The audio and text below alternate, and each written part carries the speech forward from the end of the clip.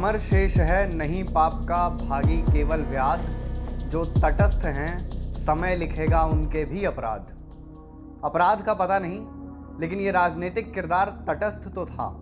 ऐसे स्वभाव ने ही उस राजनीतिक किरदार को पहचान दिलाई।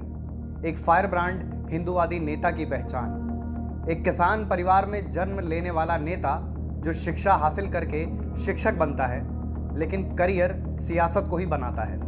सियासत के इस किरदार का नाम था कल्याण सिंह। देश की सबसे ज्यादा आबादी वाले प्रदेश के पहले भाजपाई मुख्यमंत्री कल्याण सिंह, राम जन्मभूमि आंदोलन का वो चेहरा जिसने एक झटके में मुख्यमंत्री पद की कुर्सी को दांव पर लगा दिया। आप सभी को विभव देव शुक्ला का सादर प्रणाम। आप देख रहे हैं डेली बस इंडिया। कल्याण सिंह का राजनीतिक सफर शुरू ही ऐसे वक्त में हुआ जब देश और उत्तर प्रदेश में कांग्रेस का वर्चस्व था। 60 का दशक था। कल्याण सिंह नौकरी और राजनीति को बराबर समय दिया करते थे। शायद यही कारण था कि वो अलीगढ़ की अतरौली सीट से 10 बार विधानसभा पहुंचे और 2 बार उत्तर प्रदेश के मुख्यमंत्री चुने गए। वो बचपन से ही राष्ट्रीय स्वयंसेवक संघ से जुड़े थे।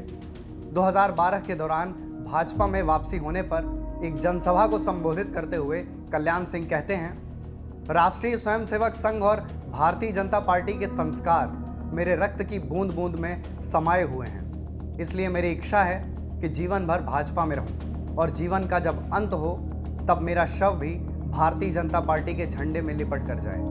2014 की बात है। कल्याण सिंह जयपुर के राजभवन में मौजूद थे। राज्यपाल पद की शपथ ले रहे थे। आयोजन के दौरान जय श्री राम के नारे लगाए गए। इस पर भी यूपी के पूर्व मुख्यमंत्री ने बेहद सधा हुआ जवाब दिया था। वो कहते हैं कि ये तो आस्था का प्रश्न है, जिसकी जिसमें निष्ठा होगी वो उसका जयकारा लगाएगा। किसी की आस्था पर तो अंकुश नहीं लगाया जा सकता है। यहाँ भी उनका स्टैंड स्पष्ट था, यानी उनके लिए समझौते की राजनीति कभी विकल्प नहीं रहा। कल्याण सिंह भारतीय राजनीति का वो अलहदा चेहरा थे जो अपने ही राजनीतिक दल से 2 बार भिड़ गए। कल्याण सिंह की सियासत को एक पंक्ति में परिभाषित किया जाए तो कहना गलत नहीं होगा कि उन्होंने राजनीति मन मुताबिक की और अपनी शर्तों पर की। इस बात की बानगी उनके एक बयान से समझिए। एनडीटीवी को दिए एक साक्षात्कार में बाबरी मस्जिद ढांचा गिराए जाने को लेकर कल्याण सिंह कहते हैं, मैं मजबूत मुख्यमंत्री था, इसमें कोई संदेह नहीं है। मैं 3 उदाहरण देना चाहता हूं। अमेरिका के राष्ट्रपति केनेडी की सुरक्षा के पूरे इंतजाम थे, लेकिन घटना घटित हो गई। श्रीमती इंदिरा गांधी की सुरक्षा के पक्के इंतजाम थे, लेकिन घटना घटित हो गई। राजीव गांधी की सुरक्षा के पक्के इंतजाम थे, लेकिन घटना घटित हो गई। ऐसे ही 6 दिसंबर को ढांचे की सुरक्षा के पक्के इंतजाम थे, लेकिन घटना घटित हो गई।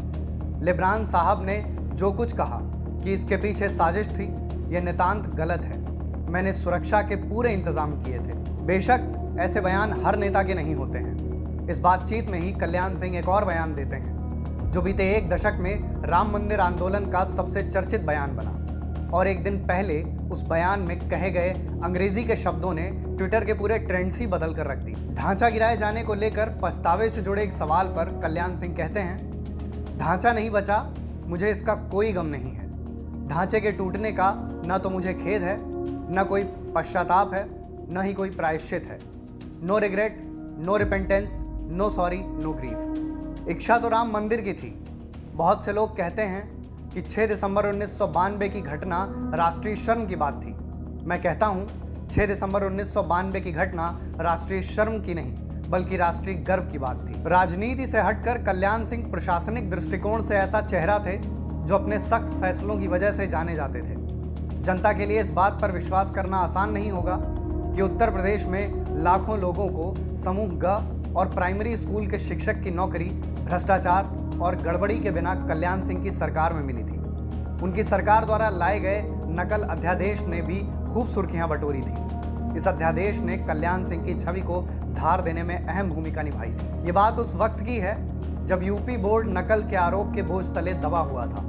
90 के दशक में 10वीं और 12वीं के लिए रजिस्ट्रेशन करवाने वाले कुल छात्रों में 17% ने बीच में ही परीक्षा छोड़ दी थी। परीक्षा के दौरान सख्ती इस कदर हुई थी कि 10वीं में महज 14.70% और 12वीं में 30.30% छात्र पास हो पाए थे। हालात ऐसे थे कि गली मोहल्ले में परीक्षा पास करने वाले महज 1-2 लोग ही मिलते थे।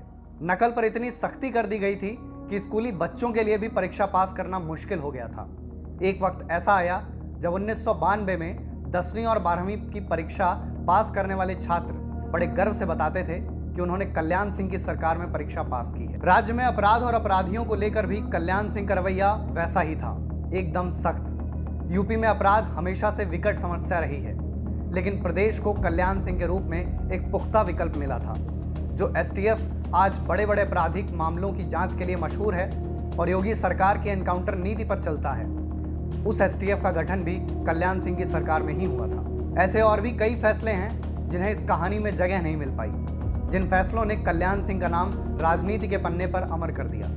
तो कैसी लगी आपको हमारी ये स्टोरी, हमें कमेंट करके ज़रूर बताएं और हमारे चैनल को सब्सक्राइब करना ना भूलें।